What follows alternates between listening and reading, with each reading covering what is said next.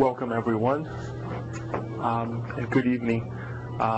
It's always exciting to be here, especially tonight when we're going to go ahead and learn and talk about this great topic, spirituality at work.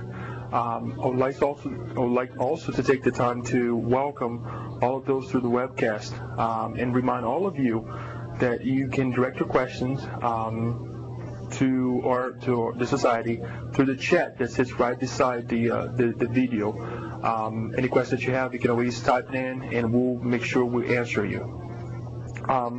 As usual, so we can tune ourselves with God and with our mentors, we start our meetings with an inspirational message and also followed by a initial prayer. At this time, what I'd like to do is call Luis to read tonight's inspirational message. Okay. Labor and keep faith. Where love is, God is, and where love is, joy is.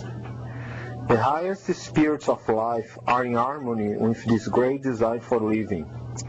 If our way is troublesome and obscure, God's love gives us strength and guidance within. Do you believe in immortality? Then be of good cheer.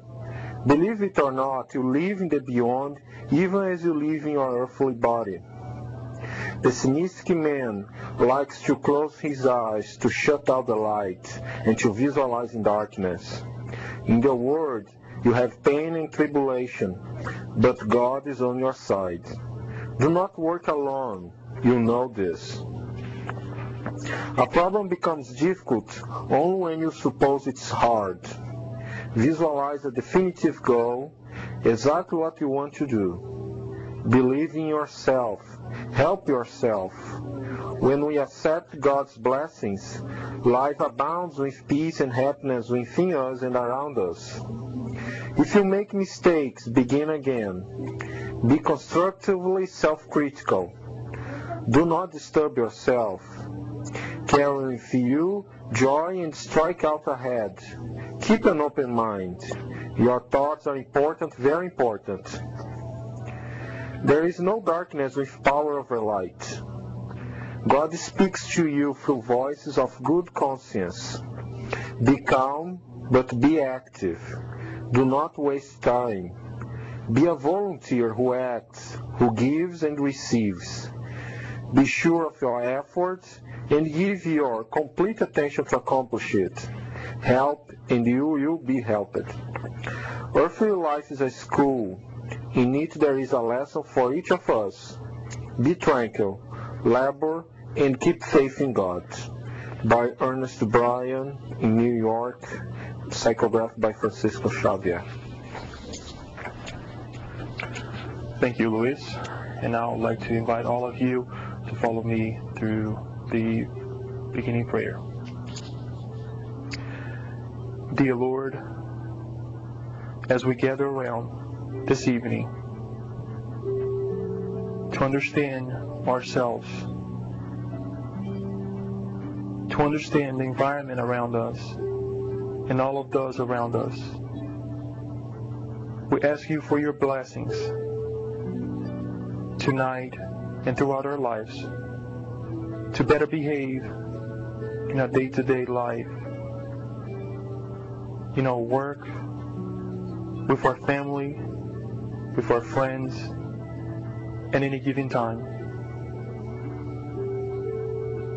As we learn tonight, your blessings and all of your messages, may these stay with us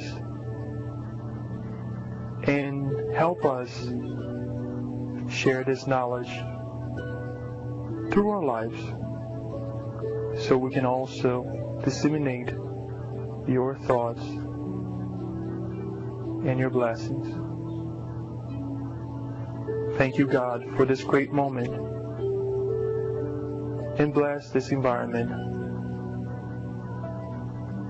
May God be with all of us at this moment, and so be it. Thank you, all of you.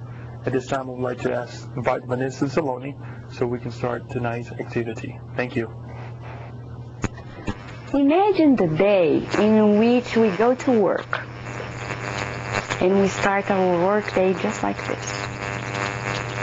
I know, for some of us it seems it's never gonna happen. One day it may happen, and it will. Why? Because humankind is finding out that we are closest than ever to understand ourselves, our true reality, who we truly are, meaning our spirituality. So what are we going to talk about? We're going to talk about this very topic, spirituality at work. What do we mean by that? Some people, when they think about spirituality, they think, well, it's just like praying and praising God and that's church. Is that what spirituality is? When Jesus was living on earth, there is a book that was mediumistically brought by Francisco Xavier, and the spirit was Neo Lucio, and he was retelling some of the stories that Jesus told some of his disciples in the gospel meetings at home, in Peter's home. And one day, Jesus, to give some explanation about what it is to be truly spiritual, he said there was a man. Of course, he was always giving examples about the Hebrews at that time. Doesn't mean that we're going to say it's only them, but in his story, he was telling that there was this very religious Hebrew man that used to pray a lot, go to the temple a lot. You can go with her, the children. Yeah. You want to go, Augustus? Yeah. Carolina is back there. At all. All right. Going back to where we stopped. So there was this very religious man. He used to go to the temple every day. He was deeply appreciated by everybody in the city. Everybody respected him very much because he was very religious. Took care of his health and diet and his habits, everything. And one day, the angels of that time, they needed help of a server that would bring relief, healing, and, take care of some people that were very sick in another region of the city. So the angels thought, well, that's a good man. He's respected. He's religious. He's the optimal. He is the potential candidate to help us in this, to be our good instrument, to intervene in this hard situation and bring healing and bring relief. So they whispered. That's how the angels talk to us. They never impose on us anything. They always invite in a very gentle way, in ways that sometimes we don't perceive because we're not opened. But that man kind of heard of the message, said, I don't talk to people that are sick, that are in a different level, that are not religious, they don't talk to God, they don't pray, not me. So the angels were disappointed in their angelic way, not like our way, but they were disappointed. And then they started searching for someone else that would take this courage to get out of his reality and get involved into the reality that was very, very hard to help others. So they found a criminal that was repented, a repented criminal. And the criminal said, yes, I volunteer for that. I'm going there and help them. That's what he did. So the repentant criminal was the help that the angels needed. This is what Jesus meant by being spiritual, by truly being religious and bringing that to our work. That's it, workshop. The message is so deep that we could meditate and bring it to our life. And we would know better how we come out of our realities and reach out to the ones that are in need. Because there are many who are in need and they want our help, or vice versa. Okay, but let's go step by step and review how Spiritism sees this spirituality and how we can bring it to our work. And what is work? So let's review some of the concepts. Why we're going to review it? For this very reason. Because we need to be conscious about ourselves. Carl Gustav Jung was a great theoretician, but he created the analytical psychoanalysis, in which he taught many things about our unconscious. And he said one of his famous teachings was that what we are unconscious of become our fate. So that's the need to discover ourselves, to find out who we truly are. Because if we don't, we get trapped into our own selves. Why am I telling you this? Because I'm going to ask you one thing. I'm going to give you a piece of paper where in a few minutes you're going to outline very quickly what are the health things that you experience in your workplace. It could be home-based, it could be based somewhere else, it doesn't matter, or if you don't work, at your family relationships, because that's kind of a work too. How do you feel about the healthy part of it and the unhealthy one? So you can outline that, bring it to your consciousness, what those things are. Don't be afraid. I have some papers and I have some pens as well, in which you don't need to give that back to me. It's just for your own use. The deeper you go, the better it is. I'll give you a few minutes. Did you understand it? So you can outline in one column healthy things about my work, unhealthy things about my work. It could be in any terms that comes to your mind. Doesn't matter. I'm not going to tell you exactly what it is.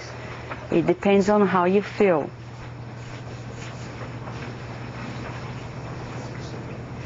All right.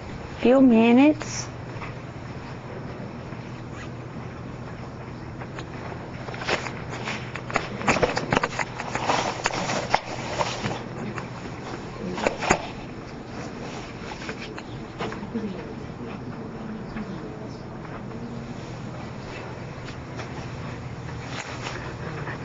That's very serious, I can guess. All right, so that's very interesting. I'm going to restart it now, because why is this very important to us? Why? Okay, because we need to understand the dynamics of our relationships in order to understand how we get resources to change and improve them. It may take years, decades, centuries for the ones, or all of us, because we're going to reincarnate again and again and again. But the faster we get conscious about it, the quicker we get out of the drama. Because sometimes it's all about drama, right? It's all very confusing.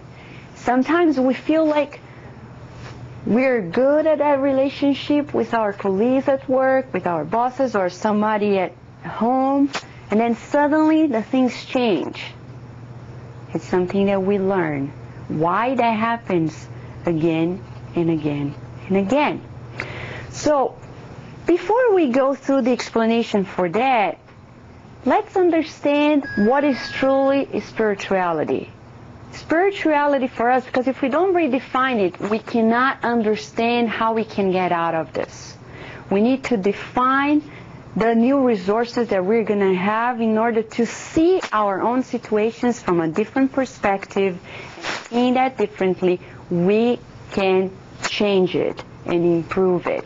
So spirituality, we somehow agree with the dictionaries, Merriam-Webster's definition, in which it says the quality or state of being spiritual. And being spiritual